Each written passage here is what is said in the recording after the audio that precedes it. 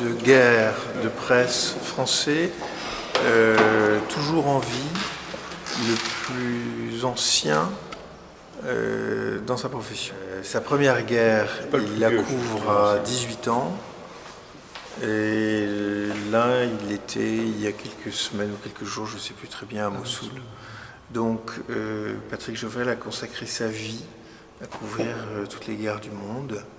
Il a été blessé plusieurs fois, il a écrit plusieurs bouquins, et il est considéré dans le monde entier comme l'un des plus importants photographes de guerre qui soit.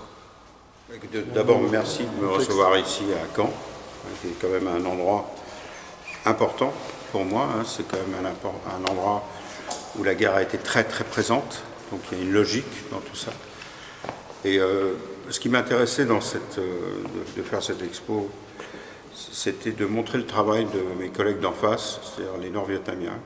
On n'avait jamais vu leurs images, pourtant c'est eux les vainqueurs, et on dit toujours que l'histoire est racontée par les vainqueurs. Là, ce n'était pas le cas. Leurs photos étaient connues à Berlin-Est, à Prague, à Moscou. Mais à l'époque du mur, il y avait deux mondes. Et je les ai rencontrés il y a 4 ans grâce au Centre culturel français d'Hanoï. Ils m'ont invité pour faire une conférence sur la guerre. Et je suis tombé sur... J'ai rencontré les Vietnamiens, enfin. Pendant la guerre, avec d'autres photographes comme Henri Bette, Larry Burroughs, Gilles Caron, on pensait à ces photographes qui étaient en face sous les bombardements américains. Et on buvait des coups à leur santé, en disant à ceux du Nord, et en disant mais comment travailler sous des bombardements pareils. Et de temps en temps, au fur et à mesure des années, je me disais mais mes collègues d'en face, qu'est-ce qu'ils sont devenus? Est-ce qu'ils ont survécu à cette guerre? Et en fait, plus de 250 photographes vietnamiens sont morts sous les bombes et pendant les combats. Et j'en ai rencontré 4 il y a 3 ans à Hanoï. On a discuté et ils m'ont montré leurs photos. J'ai découvert un travail extraordinaire, une qualité exceptionnelle. Alors il y a beaucoup de photos de propagande, il y a des photos mises en scène.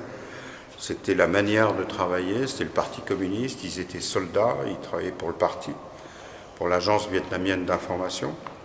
Mais ils mettaient en scène, ou en tout cas, ils faisaient des photos artistiques sous les bombes, d'où les 240 morts. Et ils étaient combattants, ils avaient une Kalachnikov. Ils étaient armés et photographes. D'ailleurs, Ho Chi Minh les appelait les artistes combattants. Ils travaillaient dans des conditions très difficiles, avec du très bon matériel, parce que les pays de l'Est, l'Allemagne de l'Est et la Russie faisaient du très bon matériel. Mais en revanche, il leur fallait 1 mois pour descendre jusqu'au front et 1 mois pour remonter sous les bombes. Donc ils développaient dans la boue la nuit pour faire des négatifs et couper en 30 négatifs au cas où ils soient tués avant d'arriver à Hanoï. Travailler dans des conditions difficiles. Mais enfin, je pense qu'il était important de montrer les images de l'histoire racontée par ceux qui ont gagné ces guerres. Vous parlez d'une nécessité, voire d'une obligation de communiquer par ce biais-là? Pour moi, c'est très important. Nous, on ne travaille pas que pour la presse. Enfin, la presse, c'est vraiment, pour moi, c'est presque un détail dans l'histoire. Ça nous permet éventuellement de partir, pas forcément de revenir d'ailleurs, parce qu'on est mal payé. Mais ce qui est important, c'est la mémoire. On travaille pour la mémoire. On travaille pour nos enfants, nos petits-enfants, pour le TPI, pour l'histoire avec un grand H, c'est important. Il n'y aurait pas ces images, on ne saurait jamais. Alors ça a dû être compliqué pour vous de faire un tri sur le panel de photos que vous aviez et d'en choisir pour cette expo? Pour les leurs, il y a tellement de photos incroyables.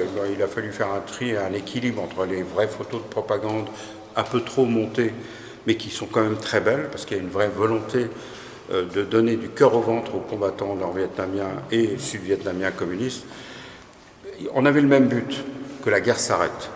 Eux, par la victoire, en donnant des images belles de la guerre pour que les volontaires se battent avec du cœur, et nous, en rendant la guerre affreuse, pour montrer la dérision et l'inutilité de la guerre. Mais le but était le même, avec 2 méthodes totalement opposées. Oui, ça a été dur de choisir leurs photos, bien sûr, mais c'est formidable d'avoir une difficulté de choisir des photos tellement elles sont belles. C'est pas une difficulté parce qu'elles sont moches. C'est vraiment un travail d'artiste sur une guerre. C'est un peu comme les tableaux qu'on faisait à l'époque de Napoléon, etc., pour glorifier le combat, quoi. Alors nous on ne glorifie pas. C'est une expo tout public? Je pense, oui, je pense que les jeunes doivent voir ça, oui. Il y a de la violence, mais je crois qu'il y a une ou deux photos un peu difficiles, mais c'est ce qui se passe. Et c'est ce qui se passe aujourd'hui ailleurs. Malheureusement, c'est d'actualité. Sur la question de tout public, on peut aussi répondre que quand on fait une exposition sur une guerre, il faut montrer la guerre. On ne peut pas sans cesse tout euphémiser ou esthétiser une guerre au point que les gens pensent que finalement la guerre c'est pas si terrible que ça. Ou du brut. Voilà. Donc la guerre c'est une monstruosité et donc on ne peut pas ne pas montrer quand on fait une exposition sur cette guerre qui a été monstrueuse, Patrick en est un témoin, on ne peut pas montrer en effet ce que ça produit parfois. Et encore, je peux vous dire qu'on s'est censuré évidemment. Il y a un truc qui ne changera jamais, c'est les civils, quoi, qui à chaque fois sont les premières victimes. Avec ce que je crois que c'est un général américain qui a dit la première victime de la guerre est la vérité. Alors nous, journalistes, on est là pour contredire cette phrase et pour essayer de raconter la vérité. Mais la vérité avait été racontée par nous, côté occidental, côté américain, côté français, pas par eux. Pourtant, ils étaient là. Donc c'est rétablir une certaine vérité, même si elle est biaisée, parce qu'elle est... les types sourient avec des drapeaux, etc. Ils m'ont expliqué aussi que quelques combattants souriaient aux photographes, tout simplement parce qu'en fait, ils n'avaient pas vu leur famille depuis un an. Ça leur permettait de... Et ils avaient un peu l'espoir d'être à la une du journal du parti, et donc de montrer qu'ils allaient bien.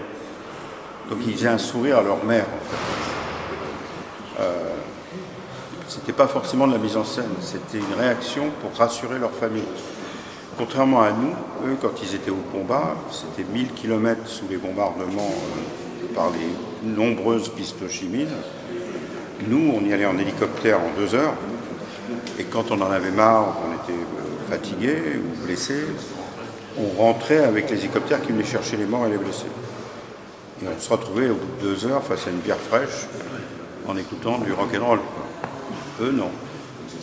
C'est toute la différence, la logistique. Mais c'est sans doute pour ça qu'ils ont gagné aussi. On se bat mieux avec le ventre creux qu'avec une bière. Il y a des photos d'enfants qui sont là. Ces photos-là, elles sont difficiles à faire pour vous, photographes de guerre, quand vous voyez une situation pas facile. Des photos plus compliquées que d'autres à faire. Quand les enfants sont blessés, c'est toujours difficile d'abord, parce qu'à partir d'un certain âge, on a des enfants, et donc on fait la relation directe. Et c'est surtout quelque chose de récurrent. Récemment à Mossoul, j'ai photographié des dizaines d'enfants, jambes, bras arrachés, qui fixaient mon objectif avec un questionnement. Qu'est-ce que vous nous avez fait, vous les adultes ? Et c'est difficile, oui, parce que ça nous met face à quelque chose. Je ne sais pas quoi lui répondre à cet enfant. Je ne savais pas quoi lui répondre à elle, ni à l'Irakien aujourd'hui. C'est la deuxième exposition réalisée en collaboration entre la ville et le mémorial sur une thématique un peu internationale et historique. Donc l'année dernière avec Tony Vaccaro qui avait fait une expo à la fois sur son travail de photographe, donc en commençant par le reporter de guerre pour aller ensuite jusqu'au photographe de mode. Donc c'était un peu plus léger quelque part que le thème de cette année. Et puis cette exposition, son grand intérêt, je rebondissais un peu je voulais rebondir un peu sur ce que disait Patrick Chauvel tout à l'heure, c'est que c'est effectivement un travail de témoin, quoi. Un travail de témoin, justement à un moment où voilà, tout ce qui malheureusement relie la mémoire de Caen à la guerre ressurgit au travers d'un certain nombre d'événements, y compris en particulier avec le terrorisme sur notre sol, mais aussi à un moment où il y a des guerres, notamment évidemment au Moyen-Orient. Mais donc alors ça s'inscrit dans un programme culturel global, en particulier pour l'été, avec cette exposition, avec l'exposition du musée des Beaux-Arts sur la peinture flamande, voilà, sans parler de celle qui est toujours au mémorial sur les dessins assassins. Donc Voilà, ça, Et c'est aussi une volonté de la ville de Caen de laisser le champ libre, sans jeu de mots, à la photographie en général. Enfin, c'est vrai que ça uniquement pour les faits fait, historiques. d'une manière générale, c'est intéressant. Enfin, on va essayer d'avoir régulièrement, effectivement, chaque année, dans ce scriptorium, une exposition un peu phare, un peu événement, aussi pour nourrir, entre guillemets, la fréquentation touristique. Parce que l'année dernière, par exemple, il y a eu 9000 visiteurs sur l'exposition de Vaccaro. On voit bien que les gens qui viennent visiter, par exemple, cette abbaye, sont heureux de trouver en même temps une expo. Pour justement discuter de Mossoul, là, vous qui en revenez, vous me disiez tout à l'heure que la violence que vous avez vue au Vietnam, finalement, n'est pas pire que celle que vous voyez aujourd'hui à Mossoul. Non, c'est pire. C'est même pire à Mossoul. Il y a une vraie volonté de détruire tout et de viser les civils. Oui, c'est une sorte de et puis guerre surtout, nihiliste. c'est la première fois de ma vie où en face, je n'ai que des kamikazes. Ouais, c'est ça. Que des gens qui ont décidé. Ce que me disait Rémi Ourdan, c'est que c'est une armée de gens, C'est une armée les de 4000 gens. Daesh encerclés là, dans C'est Mossoul. la nuit des morts vivants. quoi. Voilà, c'est ça. Ils ont, dès le début, décidé de mourir. Ouais. C'est ce que vous me disiez. Et ils ont pris en otage toute une population, ce qui n'était pas du tout le cas au Vietnam. Pas du tout. Les Nord-Vietnamiens essayaient de protéger leur population Ouais. et soigner leurs blessés, s'occuper des prisonniers, enfin, ça n'avait rien à voir. Là, il y a une espèce de folie, de guerre totale.